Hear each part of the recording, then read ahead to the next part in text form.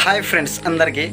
Friends, నాకంటూ ఒక doubt ఉంది. అదేంటంటే, ఒక కంపెనీదారుడు ఏదైనా కానీ సరుకు తయారు చేస్తే దాన్ని చూసి చదివి అర్థం చేసుకున్న తర్వాతే తీసుకునండి అని చెప్తారు. కానీ ఎక్కడ ఫ్రెండ్స్, ప్రతి అక్షరము ఇంగ్లీష్లోనే ఉంటుంది. మనకి ఇంగ్లీష్ వస్తుందా ఫ్రెండ్స్ చదవడానికి? లేదు కదా.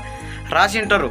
ఒక తినే వస్తువు కానీ, ఏదైనా వాడుకునే వస్తువు కానీ, ఏదైనా కానీ అది ఏం పేరు రాసి ఉంటుంది ఒకటి, దాని మీద మనము తీసుకునే వస్తువు పేరు మాత్రమే ఉంటుంది. మిగతాదంతా ఇంగ్లీషే.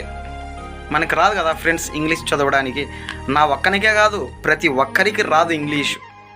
చూడండి, ఇక దీనిపైనే లైఫ్ బాయ్నే ఉంది, కానీ దీని మీద మ్యాటర్ ఏమి ఇంగ్లీష్లో కానీ కనపడడం లేదు.